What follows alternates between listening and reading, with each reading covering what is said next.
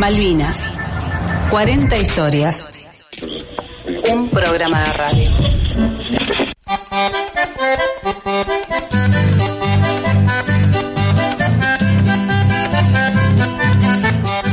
Así arranca Malvinas, 40 historias, en este primer programa de 40 que vamos a estar realizando aquí en esta emisora, en Radiográfica, y ya le vamos a contar en tantas otras radios compañeras y comunitarias que van a estar retransmitiendo esta producción.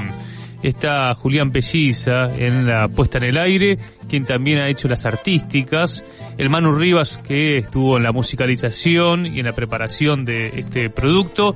Saludo a Lucas Molinari y está junto a mí el queridísimo Juan Natalicio. ¿Qué tal, Lucas? Muy contento de estar comenzando este ciclo aquí, así que la verdad que muy felices y conocer historias de lo que pasó en 1982. Yo cuando promocionaba en las redes este programa contaba de algo que siempre nos repiten los veteranos de guerra de Avellaneda. Ya le mandamos un abrazo a Ángel, a Miguel Ángel, a Maxi, a Juan, bueno, a todo ese equipo hermoso, que dicen: de Malvinas hay 14.000 historias. No hay una sola, no hay un solo relato. Bueno, hemos elegido, Juan, en este tiempo que vamos a tener al aire en la radio y durante todo el año, todos los martes, 14 horas, y ya le vamos a contar en otras emisoras, contar 40 historias. Exactamente, porque además algo que pasó durante estos 40 años, quizás en los últimos años se ha revertido, pero todavía está bastante latente, es que no se le daba el espacio a los protagonistas justamente de la historia para que cuenten sus vivencias. Generalmente, desde muchos sectores, se narraba lo que había pasado durante la guerra de 1982. Y cuando uno escucha justamente a los combatientes, como dice los veteranos de Avellaneda, bueno, son historias distintas que quizás, Lucas, un soldado que estuvo en un regimiento específico, que tenía un compañero a 10 metros, son historias completamente distintas en todo sentido. Bueno, eso es lo que vamos a estar aquí llevando adelante en este programa. Haciendo comunicación popular, ¿no? Exactamente. Bueno, yo soy Lucas Molinari, soy parte de Radiográfica, también pertenezco al Foro Argentino de Radios Comunitarias, por eso también la adhesión, ¿no?, y la militancia como para que muchas radios se sumen, porque creemos que vale la pena malvinizar, y ya vamos a contar por qué este concepto tan importante. Contanos de vos, Juan, porque venís de una militancia malvinera de hace muchos años. Sí, comencé militancia malvinera desde que tengo uso de razón, gracias a una profe mía, digamos, que me mandó una vez a hacer un trabajo de Malvinas y no paré por haberme portado mal. ¿En la secundaria? En la primaria, peor. En la primaria, sí. Mirá vos. Y una profe me dijo, yo había estado muy distraído durante un acto justamente por Malvinas, y la profesora me dijo, tenés que hacer un trabajo sobre Malvinas para mañana. Y bueno, hice un trabajito, ¿no? Obviamente, 10 años, no sé cuántos tenía. Y a partir de ahí me volvió a retar, además delante de todos mis compañeritas ahí del colegio, y me dijo, bueno, y tenés que hacer otro trabajo más, porque esto que hiciste estuvo muy bien, pero te mandó a hacer, bueno, y a partir de ahí fue entrar en un mundo que eso también es la importancia de la docencia, ¿no, Lucas? Porque sí, quizás uno tiene un sentimiento, tiene algo adentro y hay alguien que te marca ese camino y te introduce en él. Bueno, pero decía eso de muy joven, pero desde el 2012 ya como periodista, allí justamente a los 30 años del conflicto, trabajaba con Federico Bernal en un suplemento que se publicaba en el diario Tiempo Argentino, suplemento que además fue declarado de interés cultural por el entonces secretario de Cultura, que era Cosia. Excelente, creo que de lo mejor que tuvo Tiempo Argentino era la época de Spolsky. Exactamente.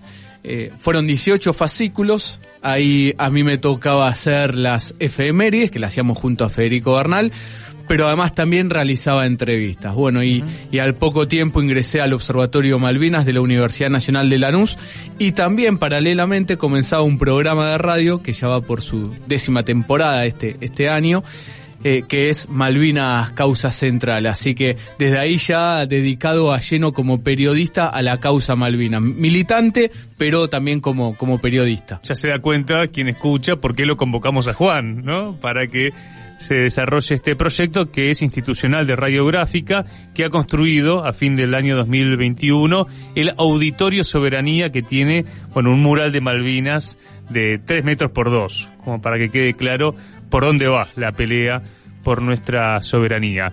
Ya le queremos mandar un abrazo grande a las emisoras que son parte de este proyecto: Radio Encuentro de Viedma, histórica, del Foro de Radios Comunitarias, FM Ocupas de Moreno, Radio Aijuna de Quilmes, Radio Encuentro de Córdoba, capital, Radio Mural de Chipoleti, FM Reconquista de la provincia de Buenos Aires, Partido San Martín, FM Punta Indio, lugar hermoso si los hay, también FM Inédita de Cosquín, Radio Nativa de Unquillo, La Posta de Pergamino, Radio Garabato de San Marcos Sierra, también de Córdoba, FM Activa de Pirané, Formosa, La Portada de Bolívar, también FM en Tránsito acá en el oeste, de Castelar, Radio del Bosque, Villa Gesell, FM Raíces de La Plata, Nuestra Voz de Resistencia Chaco, Estación Sur de la provincia de Catamarca y también Subterradio de la Ciudad Autónoma de Buenos Aires. Una guerra, 14.000 historias. A 40 años, la palabra de quienes lucharon por la patria.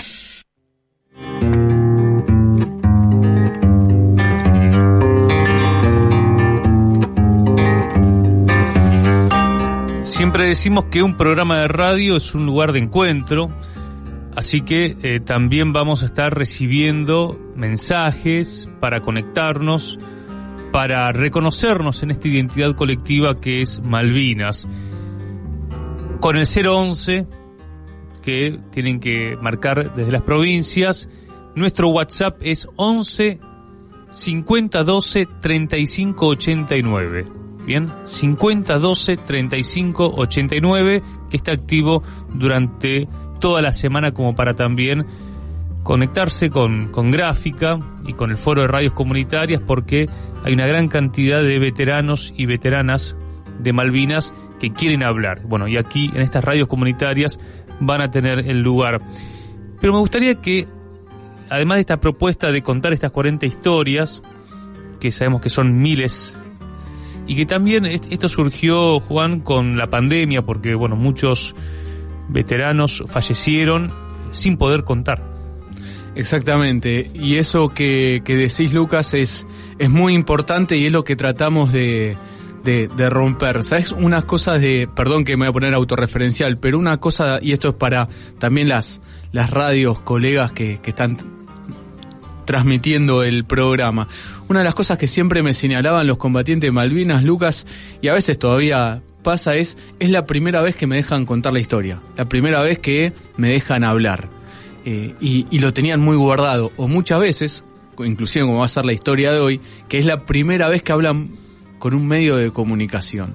Entonces hay que lograr poder acceder a la mayor cantidad de entrevistas posibles para conocer la historia en primera persona de lo que fue el conflicto del Atlántico Sur. Como decíamos antes, quizás a pocos metros, una historia completamente distinta, pero justamente teniendo como referencia que había un enemigo común. Ese enemigo común hablaba otro idioma, usa otra bandera y hasta tiene una reina. Y su consigna es: Dios salve a la reina. ¿Sí? Entonces, justamente poner también en contexto de que nuestros soldados, también vamos a estar hablando con oficiales, suboficiales de las tres fuerzas, pero que nuestros soldados era el pueblo argentino en armas defendiendo a la patria de una nueva agresión imperialista a nuestro territorio. Hay muchos preconceptos con Malvinas, hay mucho prejuicio y sobre todo hay una mentira muy fuerte que a veces se ha planteado, como que los pueblos no pueden vencer. En realidad sí, ¿no? El pueblo vietnamita ha vencido al imperialismo yanqui. Bueno, la descolonización a lo largo y a lo ancho del mundo ha demostrado que un pueblo chico en términos numéricos, como Cuba, ¿no? Ha logrado vencer. Es decir, la liberación nacional no solamente se ha levantado como bandera aquí en Argentina, sino en todos los países del llamado tercer mundo. Por eso me gustaría que en este primer programa hagamos un recorrido de lo que significa la malvinización, porque justamente es un concepto que se ha recreado como para decir, tenemos que reconocer a nuestros héroes, reconocer esa identidad colectiva y dar cuenta que hubo una desmalvinización que arrancó justo cuando terminaba la guerra, ¿no? Exactamente, cuando nuestros soldados regresaban de las islas hacia el continente, lo que hicieron la cúpula militar de aquella nefasta dictadura de aquel momento fue querer ocultarlos. Vos sabés, Lucas, que, pongámoslo en contexto, cuando llegan nuestros soldados, el primer contingente que llega, el primer buque que llega a Puerto Madryn, y allí se moviliza todo el pueblo para recibir a los soldados. Rompieron el cordón que quisieron poner los mismos militares para que no haya ese contacto. Uh-huh. Todo el pueblo movilizado. Es conocido ese día como el día que Puerto Madryn se quedó sin pan, porque era abrazar a los soldados, agradecerles, darle un pan, a muchos de esos soldados llevárselos a la casa y compartir un cigarrillo, algo para comer, algunos mates. Bueno, todas historias increíbles lo que hizo el pueblo de Puerto Madryn. ¿Qué hizo la cúpula militar a partir de ese momento? Fue que todos los otros buques que traía prisioneros lleguen de noche, uh-huh, para separar a nuestros soldados del pueblo. Claro. Y después, ¿cuál fue el otro paso que hizo? Fue traerlos a sus distintas unidades, ¿no? Distintas partes del país, y llevarlos también de noche, con las ventanas tapadas, como cargándole la responsabilidad de la derrota. Inclusive habría que discutir si es derrota o no, pero cargarle esa responsabilidad de la derrota militar a los soldados. Y después decirle y hacerle firmar un papel de que no podían contar nada de lo que vivieron durante los días de la guerra. Por supuesto que la mayoría de los combatientes te dicen, yo eso lo firmé, pero al otro día estaba contando mi historia. Inclusive el primer centro de combatientes se crea a meses de lo que fue el 14 de junio, el día del cese de hostilidades, así conocido. Finalización, por lo menos, del conflicto armado. Entonces empezaron también distintos combatientes a contar su historia, pero muchos también se reservaron, cargaron eso. Digamos, la guerra, no estamos reivindicando la guerra es lo peor que inventó el ser humano, ¿no? Es algo trágico, es tremendo, hay que evitar siempre las guerras. Entonces, dentro de ese contexto infernal, una guerra, muchos soldados volvieron y se encontraron con quienes les habían dado la orden de ir, los querían ocultar y silenciar. Y un sector sobre todo los medios de comunicación, que empezaba a hablar de los chicos y las víctimas. Claro. Y el pueblo empezó a identificarlos también así, empezó ese bombardeo mediático de llamarlos así. En la revista Humor, Soriano le hace una entrevista a un francés, Alain Rouquier, alguien muy de moda en la década del 80, sobre todo en sectores progresistas. Es muy fuerte lo que dice Rouquier, ¿no? Porque lo que plantea es que si la Argentina no se desmalviniza, no puede haber democracia. Exactamente. Pero bueno, lo vamos a ir contando en cuotas esto, porque bien, hay que poder también entender cómo la Argentina llega a ese conflicto del año 82. En el 83 se iban a cumplir 150 años de la ocupación británica. Y si nos vamos a ese 1833, hay que hablar de una figura emblemática que ha sido destacada por el gobierno de Cristina Fernández de Kirchner en el, ya desaparecido billete de 50 pesos, ¿no? Estaba por un lado las Malvinas y del otro lado el Gaucho Rivero.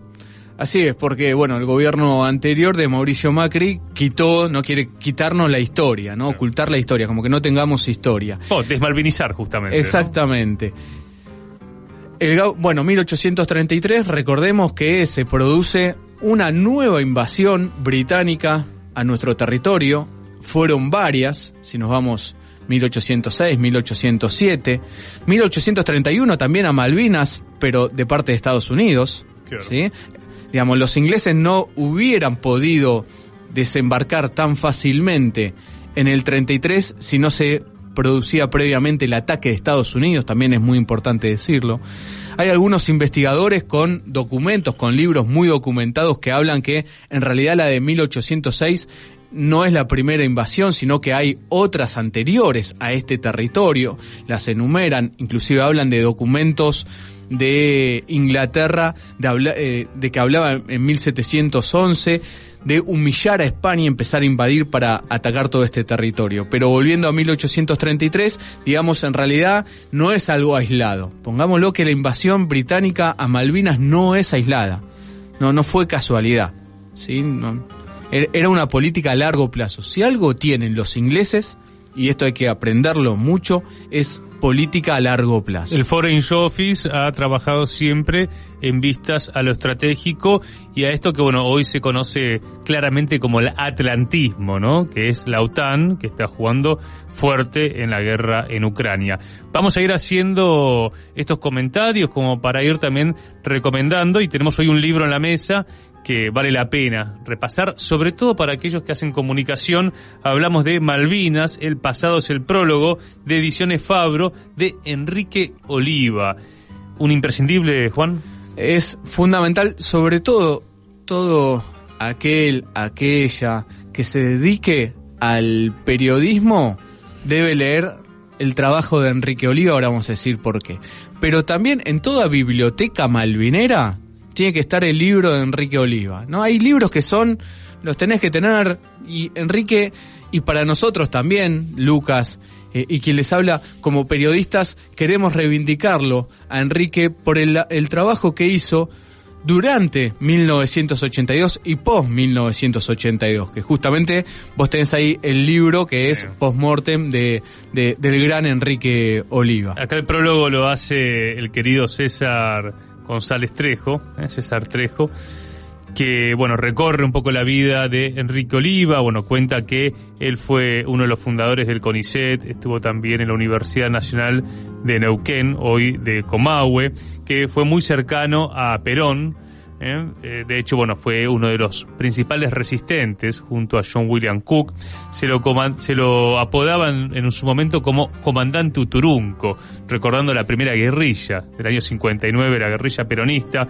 Se cuenta que fue uno de los que escribió el acuerdo con Frondizi, y hay una anécdota muy linda que Enrique Oliva, que lo había redactado junto al gordo Cook, le pregunta a Perón: mi general, ¿usted cree que Frondizi va a respetar este acuerdo? Y Perón le respondió: claro que no, y nosotros tampoco. Estos acuerdos se hacen para no respetarlos. La cuestión es que la historia de Enrique Oliva continúa, y la guerra de Malvinas lo encuentra siendo periodista en Inglaterra, y él va a ser el corresponsal de Clarín, que va a relatar la guerra desde Londres con el seudónimo de François Lepot. Así es. En 1976, golpe de Estado, Enrique Oliva, justamente por lo que decía Lucas antes, reconocido peronista militante que en otras dictaduras había estado preso también y sufrió la tortura. Inclusive cuentan sus compañeros que en un momento algunos militares le ofrecieron llevarlo a una celda un poco con distintas comodidades, y él prefirió quedarse con sus compañeros y los curaba cuando volvían de las torturas. Esa era la calidad humana de Enrique Oliva. Enrique Oliva se produce el golpe de Estado en 1976, se tiene que exiliar. Y estaba en París, y esto también en los próximos programas lo iremos conversando. El 2 de abril no salió de un repollo, sino que se venía viendo distintos movimientos militares de ambas partes. Enrique Oliva ya tenía todo preparado, él estaba en París para irse el 2 de abril justamente a Londres. Así lo hace, y a partir de ese momento, como decías vos, Lucas, escribe para Clarín con un seudónimo. Un dato del laburo que hizo Enrique Oliva como corresponsal de guerra. Él publicó, porque además se reunía con un montón de británicos, ¿no? Bueno, entrevistó a todo el gabinete de Thatcher. Exactamente. Y a segundas líneas, otros funcionarios. Y él llegó a entrevistarse con los que habían hecho para Margaret Thatcher las medidas que debería tomar la República Argentina, ¿no? En esto, Margaret Thatcher dijo, bueno, a ver, ¿qué harían los argentinos? Para derrotarnos. Claro, pónganse ustedes a laburar. Y uno de las cosas que habían allí, esa mesa de laburo, vio fue que Argentina declare el cese del pago de la deuda externa. Bien, ojo con esto. Estamos cocinados si los argentinos dejan de pagar la deuda externa. ¿Qué iba a pasar? Todo Occidente iba a empezar a presionar a Londres para frenar la guerra. Porque algo, esto también es muy importante decirlo, Lucas, algo que nunca quiso Margaret Thatcher, previo al 2 de abril, fue frenar la guerra. Nunca lo quiso. Siempre quiso la guerra. Como apunte para el presente cuando uno ve lo que está pasando en Ucrania. Pero vamos en cuota. Son 40 programas y arrancamos con esta música porque dice el Día Internacional de la Mujer Trabajadora. Hoy vamos a estar escuchando que va a hablar por primera vez una compañera que ya vamos a estar presentando. Y el Manu Rivas nos dejó un homenaje a las mujeres de Malvinas. Ellas es el tema de Evelina Sanso y Flor Crossi. Son dos compañeras rosalinas, rosaligasinas, podemos decir, que en colaboración con Simonel Piancatelli, le hicieron este homenaje a mujeres que ellas describieron como invisibles, de las que estuvieron, también haciendo lo suyo en la guerra del 82. Puedo, muy breve, antes de ir al tema musical, Lucas, y dedicarle este ciclo a mi sobrino que hace unos días, partió, y saludar también a la familia, eso. ¿Cómo es vivir en el olvido? Pregúntale a las mujeres invisibles de la guerra. ¿Cómo es la muerte con el frío? La palabra congelada, sin memoria ni cumplido. Que revivan las mujeres que la historia ha ocultado, que se salgan del costado y que se tomen de las manos. Mujeres invisibles, los libros no las nombran, la lucha hoy las redime en las voces que las honran. Ellas también tuvieron sangre en las manos, pero las enfermeras fueron las silenciadas de Dios. Los hombres fuegos, ¿quiénes son? No las nombraron, pero las veteranas fueron visibles a la luz del sol. ¿Cómo es morir en el olvido?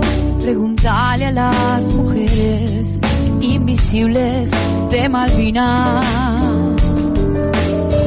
¿Cómo es la muerte con el frío? La palabra congelada, sin memoria ni cumplidos. Que revivan las mujeres que la historia ha ocultado, que se salgan del costado y que se tomen de las manos.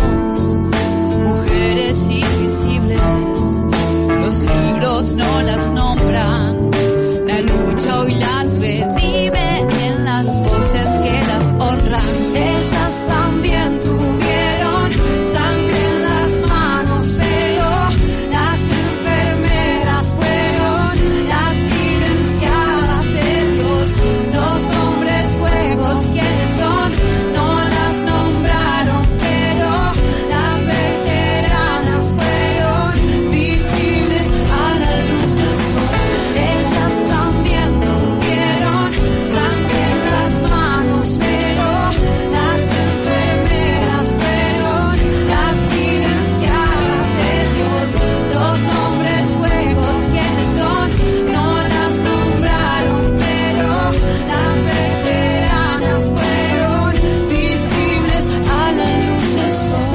Ellas también tuvieron sangre en las manos, pero las enfermeras fueron las silenciadas de Dios. Los hombres fuegos. Desde la resistencia del Gaucho Rivero a los héroes del 82.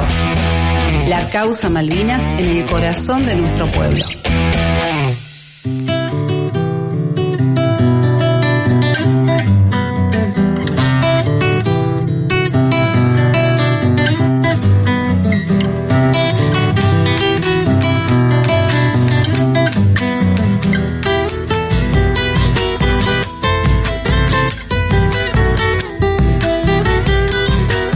Se comunican al 11 50 12 35 89. Bueno, cuando vayan escuchando en otras radios, 011, bueno, 50 12 35 89. Y ahí nos dejan mensaje para mí, Lucas Molinari, sino para Juan Natalicio, que está en este programa, y que si meten en la página radiográfica.org.ar van a encontrar algunas perlitas que escribió el compañero. Vamos a ir a un audio histórico. ¿A quién vamos a escuchar, Juan? Vamos a escuchar al brigadier retirado, combatiente de Malvinas, Ernesto Ureta, uno de los pilotos que el 30 de mayo de 1982 atacó al portaaviones Invencible. Esta entrevista se la realicé justamente en el 2012, pero vamos a escuchar un fragmento porque nos va a poner en contexto de lo que viene. Particularmente el desempeño de la Fuerza Aérea, quiero siempre destacar que la Fuerza Aérea es un grupo integrado que se inicia en el hombre que nos hace guardia en la base para que no nos rompan los aviones por un ataque comando, desde el hombre que prevé toda la logística, de dónde alojarse, desde dónde comer, desde el controlador de torre y hasta principalmente los mecánicos de avión, los armeros del avión que te preparan el avión para que el piloto después salga. Por eso es que la Fuerza reconoce como los combatientes y veteranos parte imprescindible para que la Fuerza pudiera cumplir su misión, la actividad que hizo todo el personal que estuvo en tierra en la base del continente. Una gran cantidad de compatriotas que estuvieron justamente en distintas trincheras que tenían que ver con esa Fuerza Aérea. Exactamente, porque eso es muy importante, ahí lo que decía Ureta, ¿no? Es una fuerza, es un grupo integrado, y mencionaba a distintos funciones que se deben estar activas trabajando para que el piloto llegue a su objetivo, que no es solo el piloto. Atrás de ese piloto hay mucho trabajo, hay mucha coordinación, y justamente vamos a hablar, Lucas, con alguien que tenía una misión muy importante, que hasta para quien les habla era desconocida hasta que la conocía a ella, justamente, y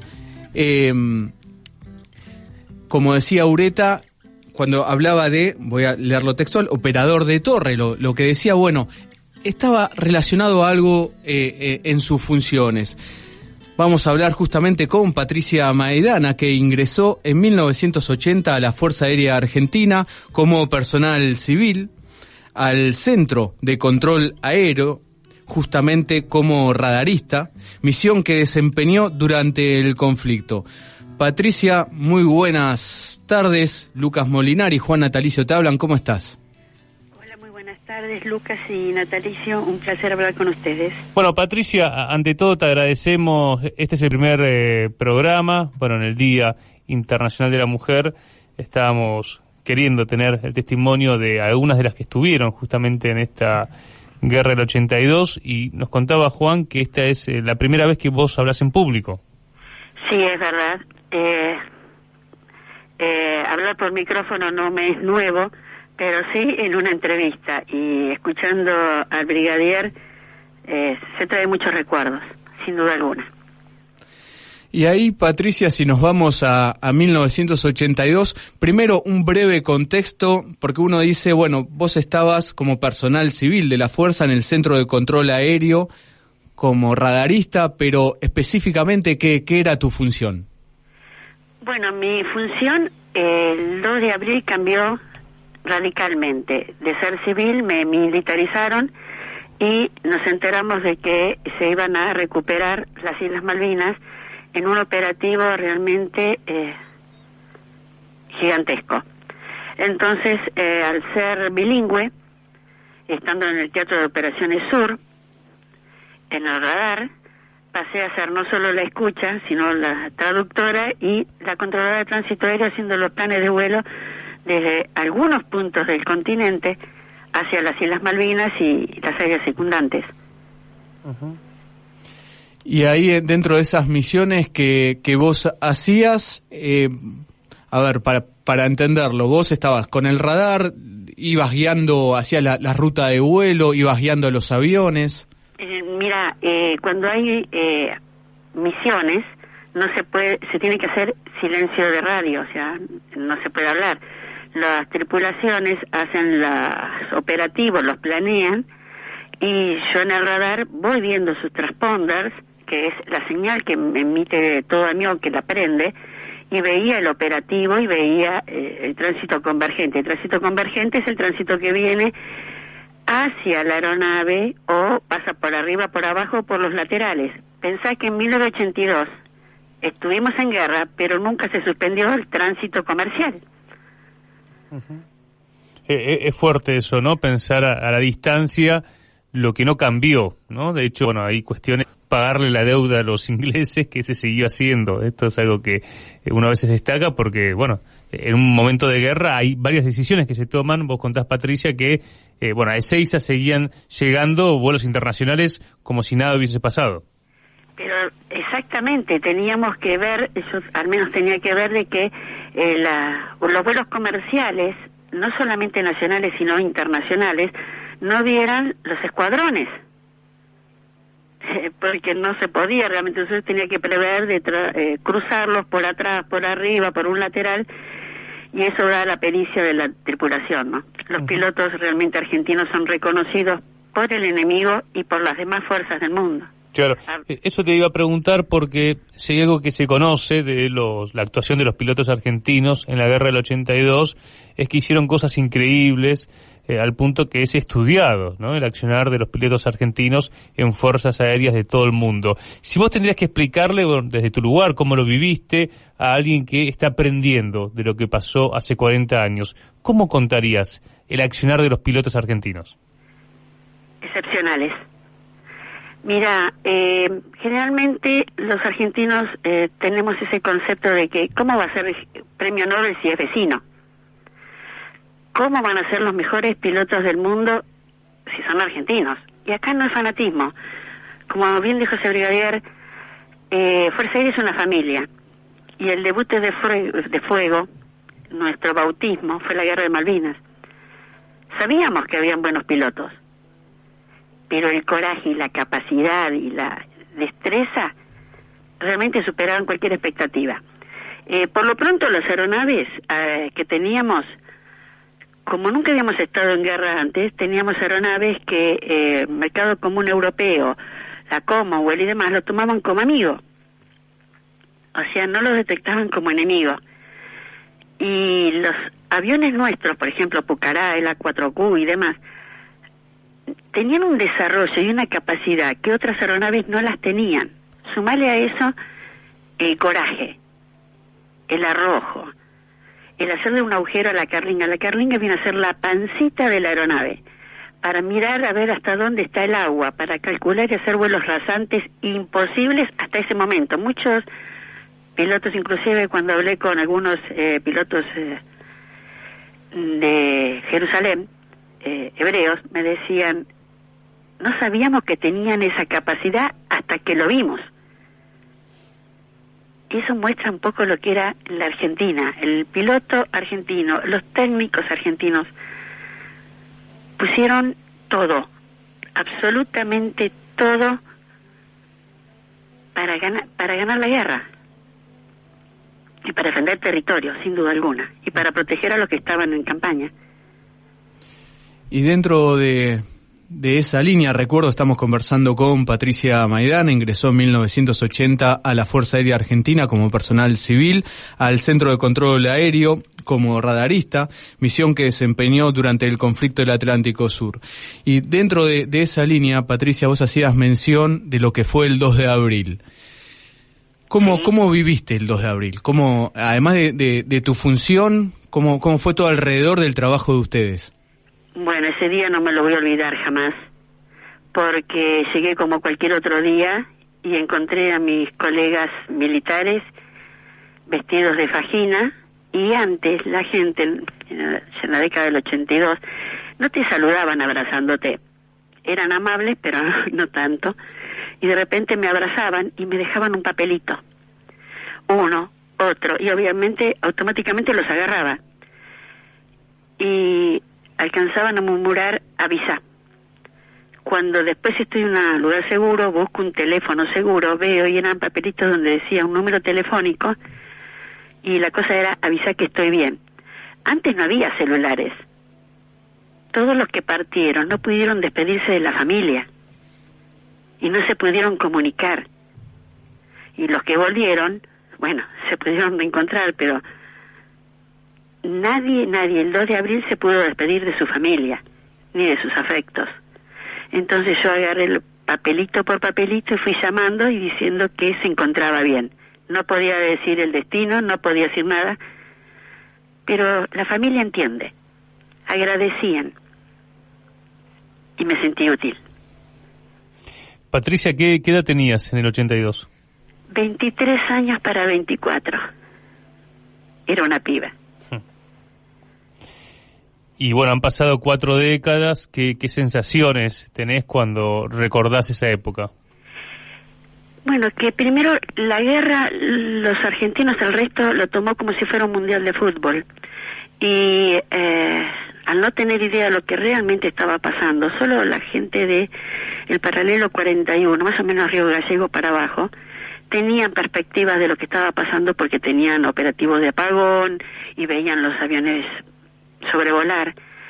Pero te digo lo que me pasó personal. Mi papá andaba con el pin de las Malvinas y cantando la canción de las Malvinas argentinas. Yo sabía la realidad que vivíamos, ¿no? Y los actos de heroísmo que me los tenía que callar. Pensá que en esa época, década del 80, principios de la década del 80, en las casas los hijos no decidían qué comer, y a veces no podíamos ni opinar. Entonces yo no le podía decir, por cuestiones de guerra, no le podía decir a mis padres cómo iba la cosa, o me guardaba en el recuerdo la voz de algún piloto que decía, máquina 100% viva la patria. Dígale a mi familia que los amo. Porque les recuerdo que en la zona de conflicto, el agua, si uno cae al océano, tiene minutos de sobrevida. Y las distancias, porque eso es algo que la gente no tiene conciencia, las distancias son tan grandes que si te quedas sin combustible, te caes o te caes. Y los pilotos mostraron arrojo hasta el último minuto. Eso no se olvida. Vale contar el detalle ese, que no es menor, porque los pilotos salían del continente, volaban al ras del mar para estar por debajo de los radares enemigos y volaban al punto de quedarse sin combustible. Claro, porque los operativos que hacían exigían mucho en la máquina. Por ejemplo, entre 2 destroyers se metían los pucará como si fueran mosquitos, pasaban por debajo de la superficie del barco y hacían un loop, y eso consume mucho combustible, y ahí podían disparar y hacer maniobras, ¿no? Y evitar los cañonazos. Las fragatas no podían con los pilotos argentinos. Y de hecho, cuando el Invencible fue atacado, que ahí se encontraba el Principito, le decíamos, Andrés. El Príncipe Andrés, que lo habían llevado unos pocos días antes ahí para que tuviera una presencia en la guerra, pero jamás pensaron de que los pilotos argentinos iban a llegar hasta el Invencible y darle la batalla que le dieron. No por nada la corona inglesa prohibió información sobre el Invencible por 100 años. Algunos dicen que hay información de que había un segundo Invencible con el mismo nombre y que lo reemplazaron porque estaba averiado. Nosotros sabemos que estaba averiado. Yo estaba en esa batalla y sé cuando le pegaron. Pero era algo que no podían concebir, que un país chiquito, él solito, pudiera contra la Royal Navy. Ahí, Patricia, cuando decís, yo estaba en esa batalla desde tu puesto como radarista, ¿cómo lo vivías? Porque además me imagino por la radio, también pongámoslo en contexto, como hizo Lucas hace un momento, sobre cómo volaban los aviones, también algo que era muy importante era el silencio de radio, justamente para no ser detectado, y que vos de repente escuchabas cómo se rompía ese silencio de radio para decir, máquina 100%, viva la patria, amo mi familia. ¿Cómo vivías esos momentos? ¿Qué era lo que estabas haciendo vos además en esos instantes? Bueno, en esos momentos, imagínate que no solo tenés adrenalina, sino que la misión es minuto a minuto, segundo a segundo en realidad, un minuto es mucho tiempo. Pero imagínate también que yo veía los ecos, que son la señal de los buques y de los aviones sobrevolando, y de repente veía que si desaparecía uno o no desaparecía, y tenía que esperar el derrotero del radar, que dan los 360 grados, para ver si volvía a aparecer. Por eso te digo, es el segundo a segundo. Un poco como euforia, pero en silencio. No podías hacer nada porque si no los delataría. Porque si había escuchas, que éramos nosotros también a la vez, también había escucha inglesa. Y ellos no lo podían creer. Y nosotros cada minuto sentíamos ese gran orgullo. Mira, un poco comparándolo con la invasión de Rusia a Ucrania, el pueblo ucraniano está orgulloso de su gente. Bueno, nosotros estábamos orgullosos de nuestra gente, de lo que hacía en minuto al minuto. Y el profesionalismo, el coraje, eso es un bonus track tremendo. Es muy fuerte imaginarte con 23 años en ese palmo a palmo con el piloto y bueno, vos siendo consciente que como radarista el piloto que se jugaba la vida dependía también de vos, ¿no? Sí, pero el que se jugaba era él ahí. Mira, hace no mucho participé en un Zoom con tripulación y pude ver las caras de esas voces o de esos vuelos. Y fue muy fuerte, porque cuando la guerra no terminó, la guerra se cerró así, no nos volvimos a encontrar, no hubo esa vuelta de página. Y hace unos días en un Zoom pude ver las caras y se los dije, porque ellos no entendían que hacía una mujer en el Zoom. Y dije, por fin puedo ver las caras, porque las misiones te puedo asegurar que las recordás al minuto. ¿Qué pasó? ¿Qué dejó de pasar? Si había mucha interferencia, si había poca interferencia. Por lo general nos comunicábamos con silencio de portadora, cortándola con el pedal, haciendo psh, psh, psh, psh, psh. Entonces sabía que estaba vivo. Son esas cosas que no se olvidan. Y dentro de esas cosas que no se olvidan, recuerdo, estamos conversando con Patricia Maidana, ingresó en 1980 a la Fuerza Aérea Argentina como personal civil al Centro de Control Aéreo como radarista, misión que desempeñó durante el conflicto. Y esas cosas que no se olvidan, ¿hay alguna en particular que llega a la fecha y la recordás? 23 y el 24 de mayo. Fueron tremendas, unas batallas muy cruentas. Y otra en la Bahía de los Gansos. El gobernador Menéndez, hay que llamarlo así porque el título lo tenía, argentino, le prohibió a los pilotos de la Marina y de la Fuerza Aérea sobrevolar.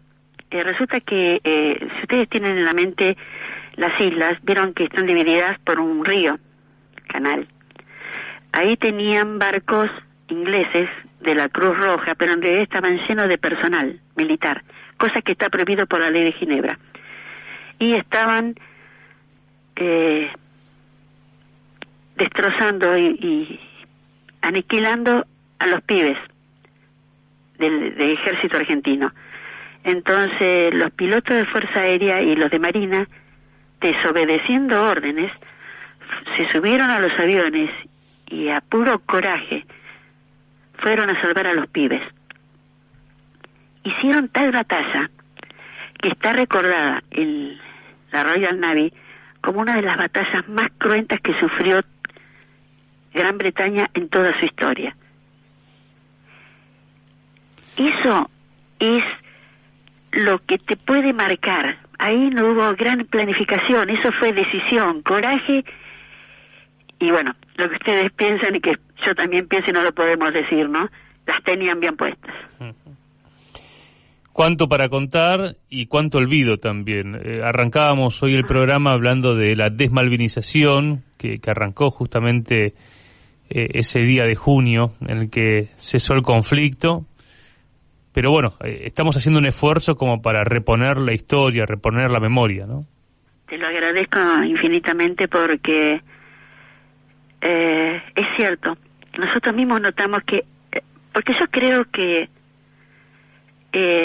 pensaron que la guerra o la invasión iba a durar 3 días, que íbamos a perder y bueno, borrón y cuenta nueva.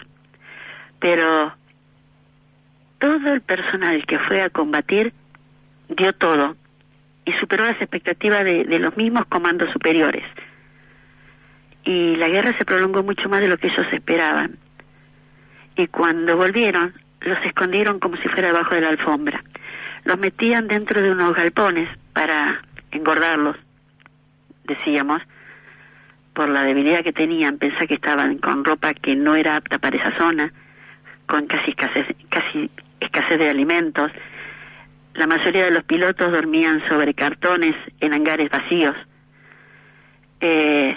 No era una guerra de lujo, no teníamos equipos. Yo digo no teníamos porque me siento parte, yo estaba emocionalmente con ellos ahí, pero los que vivieron muy mal fueron los que estuvieron en Malvinas. Y cuando vuelven, en lugar de ser recibidos como verdaderos héroes, fueron ignorados, hasta culpados. Y eso es algo que no se entendió nunca. Por eso les agradecemos a ustedes que tengan esa gentileza, esa amabilidad de reivindicar a los que quedaron ahí, a los que están todavía con secuelas y a los que volvieron y no sienten culpa porque dieron todo, realmente dieron todo. Y los argentinos tienen que saber de que hubo hombres y mujeres que no tuvieron miedo a defender la patria, a defender la familia, a defender al vecino, porque si uno no tiene principios, no tiene sentido vivir. Patricia, lo último, vos tenés hijos, hijas, y ¿cómo llevaron también que su madre fue parte del conflicto del Atlántico Sur? Sí, tengo una hija y un hijo, y lo llevaron bastante difícil porque en las escuelas, en desmalvinización, les enseñaban muy mal todo lo que había pasado. Y yo les contaba la verdad de lo que podían saber, y en la edad que correspondía, pero siempre les decía, esto te lo digo acá, pero no lo discutas en el colegio. Y calculo que los soldados o los varones que estuvieron en Malvinas les debe haber sido muy difícil poder contar. Calculo que no les han contado a los hijos bien lo que ha pasado, porque no podían, porque ellos no pueden contar. A veces el estrés es tan grande. Por eso es que uno no sale de la guerra no termina para dentro de uno. Nadie que estuvo en una guerra te lo puede decir un abuelo de la Segunda Guerra Mundial, o te lo pudo haber dicho. Nadie sale de una guerra indemne, nadie. Yo a mis hijos traté de explicarles la verdad y vieron cómo la gente ignoraba los de hecho nunca dijeron que eran que la madre era excombatiente, porque si no le creían a los varones, ¿cómo iban a creer a una mujer? Patricia, te mandamos un fuerte abrazo y gracias por este testimonio. No, por favor, gracias a ustedes y un gran cariño, en serio. Abrazo gigante. ¿Con quién hablábamos, Juan? Con Patricia Maidana. Ingresó en 1980 a la Fuerza Aérea Argentina como personal civil, al Centro de Control Aéreo como radarista, misión que desempeñó durante el conflicto del Atlántico Sur. Malvinas. Una identidad colectiva.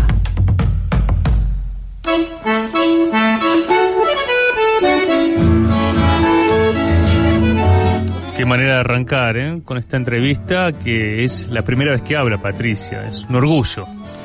y una de las historias de las mujeres que durante el conflicto, desde el lugar que les tocaba, defendían a nuestra nación de una nueva agresión, como decíamos en el arranque, ¿no? Y en este último tiempo donde se está justamente las mujeres revirtiendo un montón de situaciones injustas para con ellas, inclusive y sobre todo en la historia, ¿no? Que se las oculta de la historia. Bueno, aquí estamos contando la historia de una de esas mujeres, que no eran solo las mujeres en sanidad que tuvieron un desempeño durante el conflicto, sino también radaristas como Patricia Maidana. Un apunte me gustaría tuyo sobre los barcos de la Cruz Roja llenos de militares británicos. Vos sabés que es una de las denuncias que hay, inclusive que hacían desembarcos desde los buques, acercaban los buques con tropas y o llevaban armamento, y en lugar de cargar heridos desembarcaban armamentos para las tropas británicas. Es una de las tantas denuncias que hay. Vos Lucas, aquí lo tratás mucho, lo que está pasando en Ucrania. Justamente se está acusando a Rusia de usar bombas prohibidas. Bueno, los británicos durante la guerra de Malvinas usaban las mismas bombas que los rusos están usando en Ucrania. Y aún nadie los denunció en un organismo internacional, ¿no? Pero lo de el buque británico es una de las tantas denuncias que hay de los abusos que hacían justamente los británicos. Hasta aquí el primer programa de Malvinas 40 historias. Hoy ya hemos contado una, la de la compañera Patricia Maidana, que, como contaba Juan, ingresó en 1980 como civil a la Fuerza Aérea y con 23 años actuó como radarista en el conflicto del Atlántico Sur, no con los británicos solamente, con la OTAN, con la Organización del Tratado del Atlántico Norte. Aquí saluda Lucas Molinari, un fuerte abrazo para el Manu Rivas, que estuvo en la musicalización, el compañerazo Julián Pelliza, que hizo la artística y está ahora en la puesta en el aire. Y bueno, gracias Juan Natalicio. Lucas, agradecerte a vos, a Radiográfica, por esta posibilidad. Muy, muy contento, y también saludar a mi familia, a mi compañera y Patricia, y a Malik, que también nos están escuchando, además mi compañera afro-argentina, también militante feminista, y sobre la militancia afro en nuestro continente, así que también ya que haces esos saludos, ahí está Úrsula Asta, está todas las compañeras de Radiográfica hoy en la cobertura, y también al Tony de Villa Tranquila, que ya nos mandó mensaje que estaba escuchando. Esta producción va a ser todos los martes 14 horas, y después nombramos 19 radios más de Farco, que seguramente otras se van a estar sumando, de las 120 radios que van a estar malvinizando a lo largo y a lo ancho de la patria. Gracias por acompañarnos, hasta el martes que viene.